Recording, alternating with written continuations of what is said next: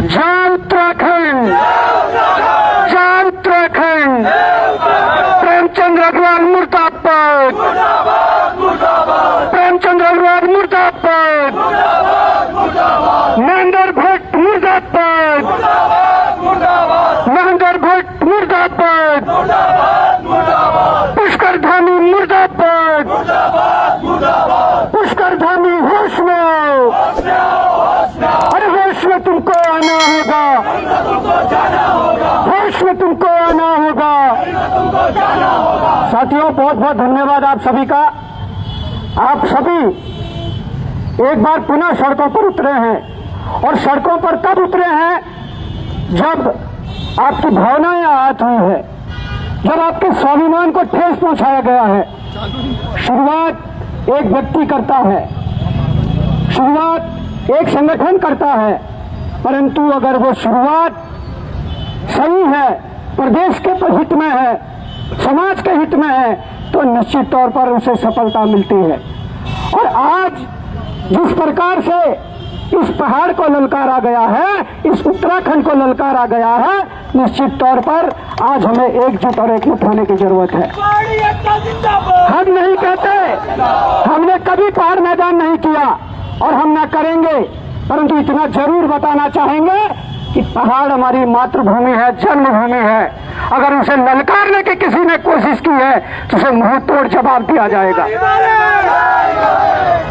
आज जिस प्रकार से जो लड़ाई आगे बढ़ने वाली है, गांठ बांध लो, गांठ बांध लो। ये छोटी लड़ाई नहीं है, ये छोटी लड़ाई नहीं है। इस लड़ाई के लिए जैसे जैसे आगे बढ़ेगी, तमाम प्रकार के परपंच षड्यंत्र सरकार के द्वारा किए जाएंगे, इनके द्वारा किए जाएंगे, परंतु आप लोगों को अपनी एकजुटता बनाए रखनी है। जिस प्रकार से जो विधानसभा के अंदर कहे गए जो शब्द थे, उससे आज पहाड़ के बच्चे से लेकर जवान से लेकर बूढ़े तक सबकी भावनाएं आहत हुई है। मैं सुबह एक वीडियो देख रहा था, अल्मोड़ा में एक छोटा बालक है 10-15 साल का, उसने भी वीडियो बनाई है। उसकी अंतरात्मा जागी है। क्यों? क्योंकि उसके पहाड़ को ललकारा गया है, उसकी मातृभूमि को ललकारा गया है, और मातृभूमि को ललकारने वालों को हम छोड़ेंगे नहीं। तुम क्या सोचते हो कि तुम पहाड़ मैदान कर दोगे तो सारी चीजें हो जाएगी? अरे जिस राज्य की पहचान ही पहाड़ी राज्य के रूप में हो, उस राज्य को तुम कहेंगे कि ये पहाड़ी। अगर इस राज्य में कोई हरिद्वार में भी रह रहा है, उधम सिंह नगर में भी रह रहा है, देहरादून में भी रह रहा है, उत्तरकाशी से लेकर पिथौरागढ़ तक रह रहा है, वो सब पहाड़ी है, वो उत्तराखंडी है। ये राज्य खैरात में मिला नहीं है, ये राज्य भीख में नहीं मिला है। इस राज्य के लिए कुर्बानियां हुई है, इस राज्य के लिए शहादतें दी है, और उन शहादतों देने के बाद आज हमें क्या मिला? आज अगर हम गांधी पार्क से आए हैं और इस जगह पर पहुंचे हैं, एक नजर मार के देख लीजिए, स्वर्गीय इंद्रमणि बडोनी जी उत्तराखंड के गांधी थे। इन्होंने वो अलग जगाई थी इस राज्य को बनाने के लिए। क्या आज इनकी आत्मा नहीं रो रही होगी? क्या आज उन 42 शहादतें जो हुई है, क्या उनकी आत्माएं नहीं रो रही होंगी? हम क्या कर रहे हैं? हमारे लोग क्या कर रहे हैं? और ये लोग कहते हैं, महेंद्र भट्ट कहते हैं कि अगर कुछ ऐसा हुआ तो कानूनी कार्रवाई की जाएगी। अरे करिए कानूनी कार्रवाई।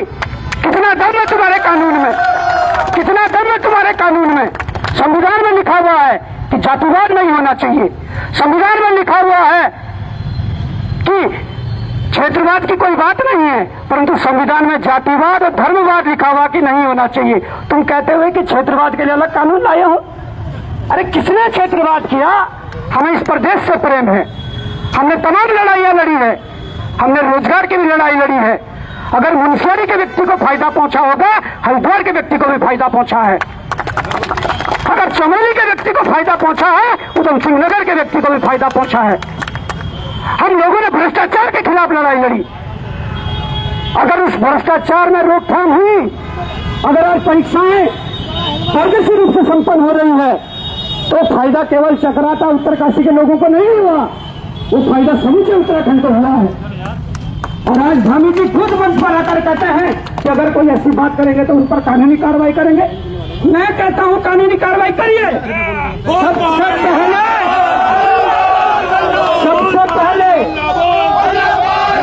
सबसे पहले कार्रवाई आप अपने सांसद नैनीताल के सांसद अजय भट्ट पर करिए। उन्होंने कहा वोट बैंक के चक्कर में कि तुम बंगालियों को जनजाति का दर्जा दे दो।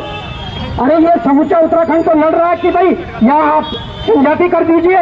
उन्हें जनजाति नहीं, बंगाल भाई उन लोगों को जनजाति देंगे। हम अगर विरोध करेंगे तो खुलकर विरोध करेंगे और साफ सुथरा विरोध करेंगे। जिन लोगों ने इस पहाड़ को काटकर सीढ़ीदार खेत बनाए हैं, जिन लोगों ने यहाँ के बर्फ से लेकर बरसात में सारी आपदाएं झेली है, उन लोगों को जनजाति मिलती है तो हमें खुशी है। तुम बंगाल से शरणार्थियों को यहाँ ला रहे हो, बांग्लादेश से यहाँ ला रहे हो, उनको तुम जनजाति दिलाओगे। अगर तुम्हारे ये शब्द हैं तो निश्चित तौर पर तुम्हारे खिलाफ हम मजबूती से खड़े हैं। दूसरा मुकदमा, तुम्हारे 4 बार के पूर्व विधायक उधम सिंह नगर के जो हैं, उन्होंने कहा कि तराई क्षेत्र पर जो ये पहाड़ी लोग हैं ये भोज बने हुए हैं। क्या हम भोज बने हुए हैं? जिस राज्य की पहचान पहाड़ी राज्य के रूप में हो, आज वहाँ के पहाड़ी लोग बोझ बन गए हैं।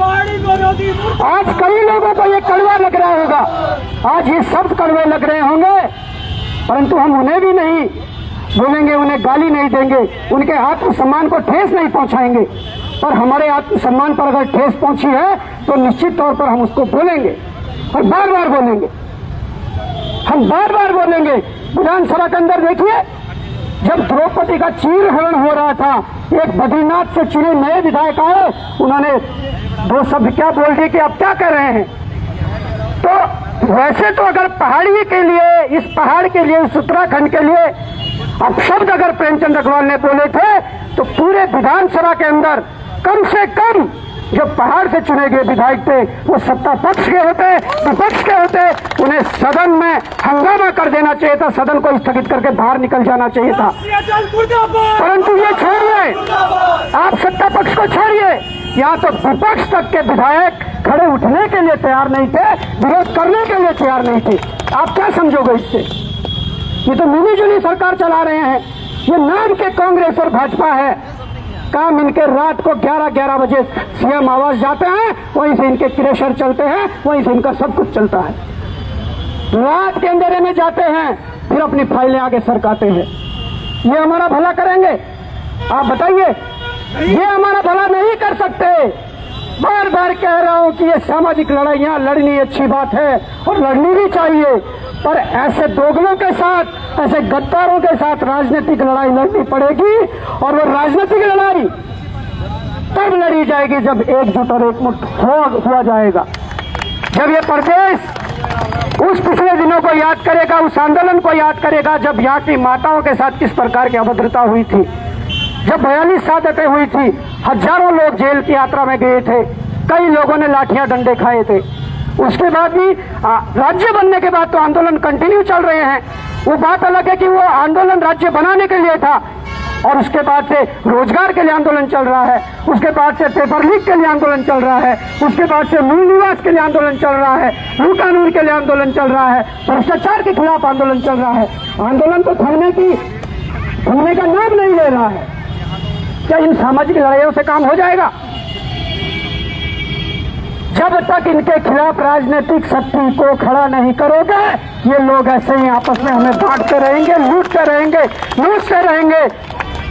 आज हम लोगों को समझने की जरूरत है, आज समझने की जरूरत है। और निश्चित तौर पर जिस प्रकार से मूल निवास को बड़े स्मार्ट तरीके से 2011 में खत्म किया गया, मैं उस बात को अगर बहुत सीधी भोली भाली शब्दों में कहूं तो मैं उस दौरान 2011 में 9th का छात्र था, 12 में हाई स्कूल हुआ, और हाई स्कूल होने के बाद मुझे बताया गया कि आपका जो पुराना ये मूल निवास प्रमाण पत्र है, अब ये नहीं चलेंगे, उसमें लिखा हुआ टाइपिंग वाले चलेंगे। ये नहीं बोला गया कि वो मूल निवास से स्थायी हो गया, ये बोला गया कि वो बड़े बनने हैं, थोड़ा और बड़ा बनना है और टाइपिंग वाले चाहिए, ये लिखित जो हाथ से लिखा हुआ ये नहीं चलेंगे। हाई स्कूल वाला बच्चा कितना सोच पाता है? हम खुद हाई स्कूल में थे 2012 में, हमने भी तहसीलों से बनवा लिया और हमने वो पता नहीं पाया कि भाई मूल निवास से स्थायी हो गया, क्या हो गया। ये आज हर एक व्यक्ति की प्रदेश भर में, ये अगर याद करोगे उस क्षण को तो ये याद निकल कर आएगा। और उन्होंने वो कर दिया, उसका नतीजा क्या हुआ। ऋषिकेश में बिहार से लाकर तुम मेयर बना देते हो और इस बात को गांठ बांध लो। हमारे मंत्री सुबोध उनियाल जी कहते हैं कि मैं भी बिहार से आया हूँ और भी बिहार से आए हैं। अच्छी बात है, अच्छी बात है। हम इस जहर को नहीं घोलना चाहते। कौन व्यक्ति कहाँ जाता है, खाने कमाने कहाँ जाता है, पर कम से कम जहाँ जिसका जो अधिकार है वो तो मिलना चाहिए। अगर ऋषिकेश में आज बिहार से लाकर फर्जी उसका स्थायी निवास बनाकर मेयर बनाया गया है, तो अगर तुम आज भी संगठित नहीं हुए, हम आज संगठित नहीं हुए, तो कल विधायक कोई बनेगा, परसों मुख्यमंत्री बनेगा और हम लोगों की अस्मिता दांव पर जो लगी हुई है वो अस्मिता पूरी तरह से लूट जाएगी। इस बात को याद रखना, इस बात को याद रखने की जरूरत है। और इस आज सोते हुए पूरा 1994 से लेकर आज तक जो घटनाक्रम हुए हैं, कम से कम आधे घंटे उसका मनन करना, उसे याद करना कि यार क्या हो रहा है। जिसके मन में ख्याल आ जाएगा कि हम गलत कर रहे हैं, हमारे साथ गलत हो रहा है, तो निश्चित तौर पर एक नई शक्ति आएगी और वो नई शक्ति ही इस उत्तराखंड में बदलाव ला सकती है, इस उत्तराखंड को बचा सकती है। तभी ये लड़ाई साकार हो सकती है। नहीं तो सामाजिक लड़ाइयां लड़ते रहो। 1994 से 2025 तक लड़ते आ रहे हैं, आगे 25 साल और लड़ लो। हम भी 5-10 साल और लड़ लेंगे, जब तक शरीर में ताकत रहेगी या जब तक और कुछ वो होगा तब तक हम भी लड़ लेंगे, हमारी आने वाली पीढ़ी भी लड़ लेगी।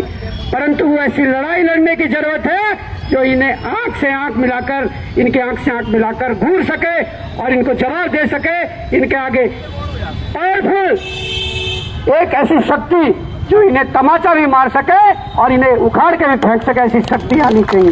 तो समय बहुत कम है, मैं माफी चाहूंगा आप लोगों का ज्यादा समय ले लिया, परंतु समय कम है और अपने वाणी को विराम देता हूं। जय हिंद, जय भारत, जय उत्तराखंड।